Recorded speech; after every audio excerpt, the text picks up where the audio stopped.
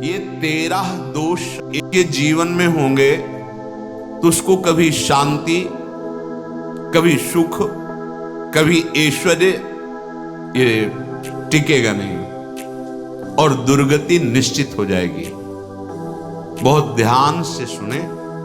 एक श्लोक में 6 दोष और दूसरे श्लोक में 7 दोष। ये प्रशंसा कभी अपने मुख से नहीं करना, नहीं तो आपके पुण्य नष्ट हो जाएंगे, बुद्धि भ्रष्ट माने गिर जाएगी। अगर परमार्थ में चल रहे तो भी, और व्यवहार में तो पुण्य नष्ट हो ही जाएंगे। बुद्धि गिरी हुई तभी ऐसी बात होती है। और ये दोष बहुतायत है, ये बहुत प्रभावशाली है। अपनी बड़ाई मारना, इसको देख लो, पकड़ो, सत्संग है। अपने मुख से कभी अपनी बड़ाई ना करना। अगर कोई अपने मुख से अपनी बड़ाई करता है उसके सुकृत नष्ट हो जाते हैं, बुद्धि भ्रष्ट माने गिर जाती, पतित हो जाती है, फिर निर्णय ठीक नहीं। अगर हमारा सारथी, हमारा ड्राइवर मूढ़ हो तो कहीं भी हमको गिरा देगा, तो वो बुद्धि भ्रष्ट मतलब गिर जाती है, निर्णय करने लायक नहीं रहती। अपनी प्रशंसा अपने मुख से करना। दूसरा, लोलुपता, ये वृत्ति नहीं होनी चाहिए। धर्म से चलेंगे, धर्म के द्वारा जो हमें प्राप्त होगा उसी से हम अपना भरण पोषण करेंगे। आपके बच्चे स्वस्थ होंगे, बुद्धिमान होंगे, परिवार में बहुत सुख और शांति होगी।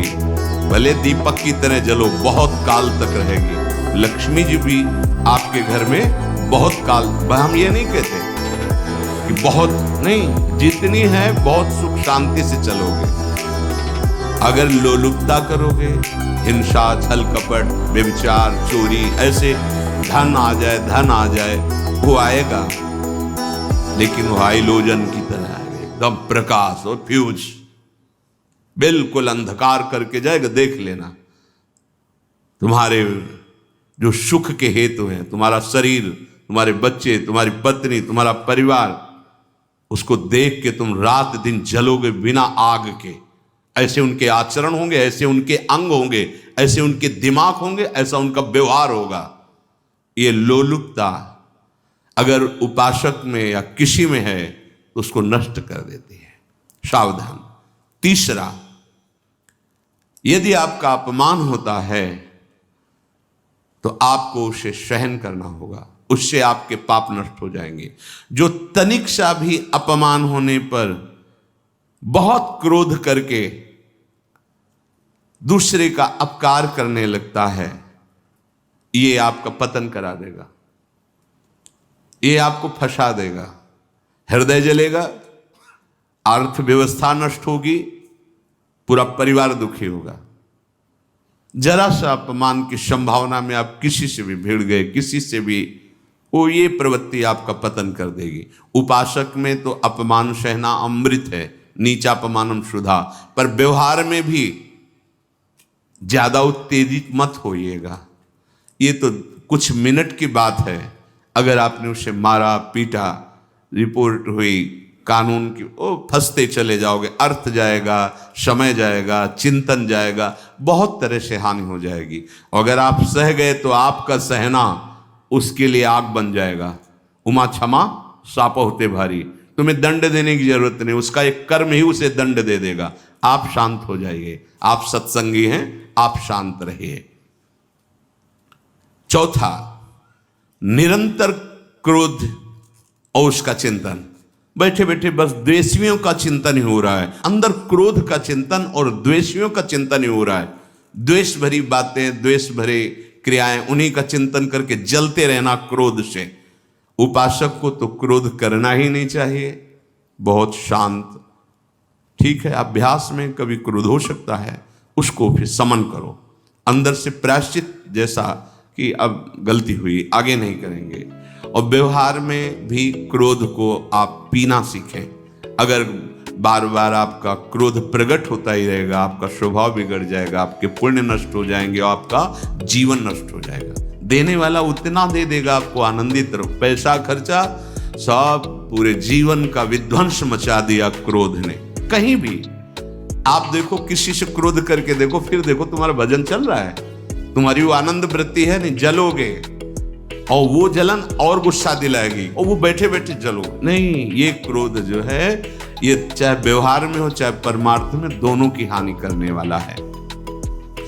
और आश्रित जनों की रक्षा ना करना। अगर कोई भाग कर आपके पास आ गया है, कोई पशु पक्षी या कोई मनुष्य, आपको चाहिए कि अब चाहे हमारे पहले प्राण जाएं, उसकी रक्षा करेंगे। सीवी जैसे तो कोई बिरले ही होते हैं, पर इतना जरूर ध्यान रहे, जैसे कोई पशु पक्षी किसी भय से आपकी सीमा के अंतर्गत आ गया है, अब उसकी रक्षा करनी है आपको। अगर आप स्वयं मार देते हैं या मरवा देते हैं, या आपके सुकृत नष्ट कर देगा, या आपकी दुर्गति का कारण बन जाएगा। और जो पाप कर्म उत्साहित होकर करते हैं, उपासक को तो बहुत सावधान रहना चाहिए, पर व्यवहार में भी जो नहीं करना चाहिए, अगर वो पाप कर्म आपके द्वारा मन में प्रेरित हो रहे हैं, संकल्प बन रहा है, क्रियाएं हो रही, दुर्गति पक्की, पुण्य नष्ट हो जाएंगे, दुख अशांति बढ़ती चली जाएगी, कभी शांति नहीं प्राप्त कर पाएंगे। ऐसा नहीं कि जो मन में आवे सो करें। पापाचरण निडर और उत्साहित होकर करना, अगर ऐसे लक्षण है, निश्चित दुर्गति होती है। ये 6, अपनी बहुत बड़ाई करने वाला अपने मुख से, लोलुपता, तनिक से अपमान में सहन ना करने वाला, निरंतर क्रोधी और आश्रित जनों की रक्षा न करने वाला, और निडर हर्षित होकर पाप कर्म करने वाला। दूसरे श्लोक में 7 है, 6 7। 1, संभोग का ही चिंतन करना, संभोग। फिर अन्य माताओं बहनों के प्रति काम दृष्टि से देखना। कोई आ जा रही है, दृष्टि से काम भाव, दुर्गति। बड़े बड़े उदाहरण इतिहास में हैं जिन्होंने ऐसा दृश्य नेत्रों से देखने की चेष्टा की। मन 7 है, 6 7। 1, संभोग का ही चिंतन करना, संभोग में ही मन लगाना, संभोग दूसरी स्त्रियों के साथ करने की भावना रखना। संभोग, पहला है संभोग। रात दिन बैठे बैठे बस यही चिंतन करना, गंदी बातों का, गंदी बातें देखना, गंदी बातें सुनना, गंदी बातों का चिंतन करना। फिर अन्य माताओं बहनों के प्रति काम दृष्टि से देखना। कोई आ जा रही है, दृष्टि से काम भाव से देखना, भोग बुद्धि से देखना, निश्चित पुण्यनाश, दुर्गति। बड़े बड़े उदाहरण इतिहास में हैं जिन्होंने ऐसा दृश्य नेत्रों से देखने की चेष्टा की, मन में संकल्प किया, भोगने का, नष्ट हो गए, चाहे वो कितने बड़े प्रतापी हो। ये दुर्योधन कोई साधारण थोड़ी है, भगवान व्यासदेव जी के द्वारा ही तो, भगवान व्यासदेव जी ही इसकी उत्पत्ति का कारण है। अब देखो इतने महान पुलस्त जी ही उत्पत्ति का कारण है रावण की। बस ये ऐसे दोष हैं जिनके कारण जीव नष्ट हो जाता है। ठीक है, धर्मयुक्त काम भगवान ने आदेश किया।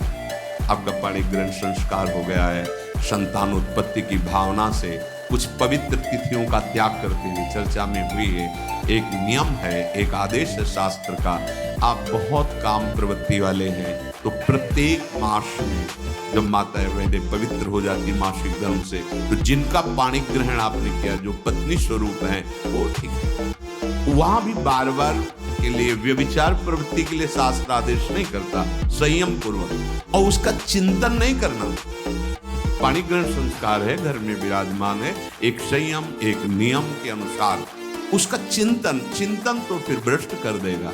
चिंतन प्रभु का करना है, चिंतन प्रभु की सेवा जो आपके कर्तव्य, इसके चिंतन से बचो। घातक है, बहुत बड़ा जहर है। अगर विषय चिंतन होने लगा तो मरोगे, जिंदा जलोगे, दुर्गति भी होगी। ये अंदर की जो आग है ना, कामाग्नि, ये इतनी बढ़ती चली जाएगी, हमारे होश खराब हो जाएंगे कि मुझे क्या करना चाहिए, क्या नहीं करना चाहिए। कोआ मदांधो मदनातुरोमा, अंधा हो जाएगा, नहीं दिखाई देगा अनुजा तनुजा क्या है, कौन है, कुछ नहीं, भ्रष्ट बुद्धि। संभोग का चिंतन, चिंतन नहीं। धर्मयुक्त काम आदेश है शास्त्र में। यदि आप प्रवृत्ति मार्ग में हैं तो अपनी पत्नी को जो पाणिक ग्रहण स्वीकार किया है वहां भी पवित्र तिथियों का त्याग करते हुए, एकादशी है, रामनवमी है, नव दुर्गा है, जन्माष्टमी है, राधाष्टमी, जो पवित्र तिथियों का त्याग करते हुए और ऐसे जो मर्यादाएं हैं उसके अनुसार, और कहीं पराई स्त्री के साथ संभोग की बात निश्चित दुर्गति पक्की है। ऐसे ही माताओं के लिए है, स्त्री शरीर के लिए है। यदि वो ऐसी गलत चेष्टा तो पतिवंचक परपति रति करई, रौ नरक कल्पसत परई। ये भोग चिंतन से बचने की चेष्टा कीजिए तो क्रिया से अपने आप बच जाएंगे। क्रिया के पहले चिंतन होता है, चिंतन से ही क्रिया का आवेश आता है। चिंतन संभालिए, इसी से भगवत प्राप्ति होती है, चिंतन से, और इसी से दुर्गति भी होती है। अनन्यस चिंतयन्तु माम, भगवान चिंतन कह रहे मेरा करो, कर्तव्य कर्म मेरे को समर्पित करो। अब जब चिंतन संभोग का होगा तो बुद्धि भ्रष्ट हो जाएगी। ये जो राक्षसी प्रवृत्तियां सुनने को मिलती है ना कि ऐसा हुआ, वो देखा सुना और चिंतन किए, और इतनी राक्षसी वृत्ति आ गई कि बस अब उनमें और राक्षसों में कोई अंतर नहीं रह गया। दूसरा, विषमता रखने वाला, सबके साथ बर्ताव ऐसा कि मैं बहुत श्रेष्ठ हूं और दूसरे सब नहीं, ऐसा व्यवहार नहीं। सब भगवत स्वरूप है, समान व्यवहार। जैसे आपके भोजन है तो जो आप पा रहे हो वही सबको दीजिए, बैठने की व्यवस्था, उठने की व्यवस्था, क्रम बाय क्रम, पर उसको भी नीच भाव से मत देखिए। उस कोटि का उसको प्यार दीजिए, दुलार दीजिए, सम्मान दीजिए। इतनी विषमता न फैलाते रहें अपने जीवन में कि आप सबके निंदा के पात्र बन जाए। विषमता नहीं, सबको प्यार। हाँ ठीक है, पुत्र का अलग प्यार है, भाई का अलग प्यार है, पिता का अलग प्यार है, पर हमारा व्यवहार प्रीति युक्त होना चाहिए, विषमता भरा नहीं होना चाहिए। अगर हमारे चित्त में विषमता ही रही तो संसार है, प्रभु नहीं है। जीत विषम संसार कीर्ति जग बिस्तर है। जो विषमता पर विजय प्राप्त कर लेता है वही भगवत प्राप्ति का अधिकारी। ये विषमता बहुत बड़ी हानि है। तीसरी बात, अत्यंत मानी होना। जहां आपके प्राण कमजोर होंगे, पुण्य नष्ट होगा, आयुश्री सब नष्ट होना है, ऐसे आचरण करवाएगा गुरुजनों के साथ, महापुरुषों के साथ। ये बहुत नीच प्रवृत्ति है। अत्यंत मान प्रियता, मुझे सम्मान मिले, उत्तम प्रवृत्ति है। सबको मान देना, स्वयं अमानी रहना। चौथा, दान देने की बात कह के मुकर जाना या दान देकर पश्चाताप करना। दे दिया है, बहुत जल रहे हो, दूसरे से वार्ता कर रहे हो कि पता नहीं क्या बुद्धि में हो गया, हमने उसको इतना कहा था, उतना दे दिया, क्यों दे दिया, ऐसा मतलब अंदर चिंतन करना, क्यों दे दिया तो दिया। इसके बाद जो आपका जलन हो रही, पश्चाताप, सुकृत नष्ट हो रहे हैं। दान देकर पश्चाताप करना या दान देने की बात कह के मुकर जाना। जैसे आपने कह दिया आपको इतना इतना ऐसा, अब आप मुकर गए, ब्याज सहित तुम्हें देना होगा, ये तुम्हारी दुर्गति का कारण बन जाएगा। ऐसे ही नहीं बोलना चाहिए, बहुत होश से। वाणी एक अमोल है, जो कोई बोले जान, ये तराजू तौल के तब मुख बाहर आन। पांचवा, अत्यंत कृपण होना। ना परिवार को सुखी कर पा रहा, ना अपने को सुखी कर पा रहा है। एक एक सिक्का बैंक में जो मर गया। धन की वास्तविक गति यही है कि अपने परिवार को खूब उसकी अनुकूलता प्रदान करो, उसमें से कुछ हिस्सा किसी ऐसे को जिससे तुम्हें बदले में कुछ लेने की भावना ना हो। कोई साधु महात्मा, गाय, पशु पक्षी, किसी भी जीव बीमार है शरीरधारी, उसके जिससे कुछ कभी लेने की भावना ना हो, एहसान की भावना ना हो। शो धन धन्य प्रथम गति जाकी, धन्य हो गया उसका धन। अब वो कृपण का धन किसी काम में, ना स्वसुख, ना परिवार के सुख, ना धर्म कार्यों में, व्यर्थ जीवन चला गया। उसी धन का चिंतन करना, उसी का संग्रह करना और उसी की रक्षा करते करते शरीर छोड़ देना, तो चिंतन बिगड़ गया। तो कह रहे हैं जो कृपणता है और अर्थ और काम की प्रशंसा, उसी की चर्चा, उसी का चिंतन, रुपया और भोग, उसी की चर्चा कर, जहां बैठे रुपया की चर्चा, भोग की चर्चा, जहां एकांत में बैठे उसी का चिंतन, कैसे रुपया बढ़े, कैसे भोग मिले।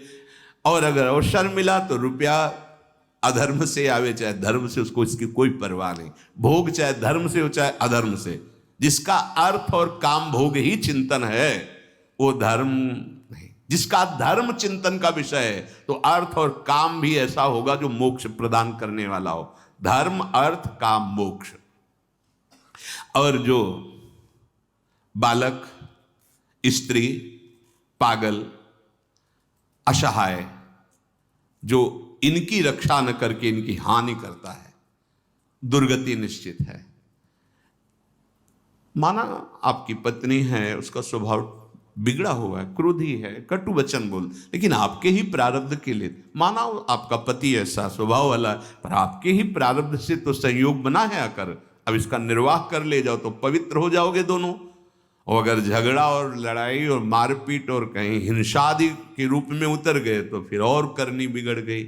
बालक है, आप उसको ज्ञान नहीं कि आप पवित्र है, कि आप पवित्र है, उसको ज्ञान नहीं कि आप उसके साथ व्यवहार अच्छा कर रहे हैं कि बुरा कर रहे हैं। रक्षा करनी है आपको, शोषण नहीं करना। कह रहे हैं स्त्री, बालक और पागल, जैसे विक्षिप्त है, पागल है, आपको रक्षा करनी है। बन जाए तो उसको भोजन, ऐसा नहीं कि ईंट मारो, उसको अपमानित करो, उसकी बुद्धि खराब है, प्रारब्धवशात खराब हो गई है। तो शास्त्र आज्ञा करता है स्त्री, बालक, जैसे पागल, विक्षिप्त आदि हैं, असहाय है, असमर्थ है, बूढ़ा है, वो आप सेवा भी करो तो वो गाली दे सकते हैं, उनकी बुद्धि बिगड़ गई, आपको उनको दंड नहीं देना, मारना नहीं है आपको। मान लो आपके बड़े बूढ़े बुजुर्ग जन हैं, आप सेवा भी कर रहे हो तो आपको कटु वचन बोल सकते हैं, आपकी निंदा कर सकते हैं, लेकिन आपको उनके साथ व्यवहार सद करना है। अगर आपने इन दोषों को स्वीकार किया तो निश्चित आपकी दुर्गति होगी, न इस लोक में आपको शांति मिलेगी न परलोक में। इसलिए इन दोषों को बार बार सुन करके और हृदय में जांचो कि कहीं है तो नहीं, अगर है तो सत्संग, भजन बल, भगवत प्रार्थना के बल से इन दोषों का त्याग कर दो, जीवन मंगलमय हो जाएगा। शेष चर्चा आगे। श्री राधा वल्लभ लाल।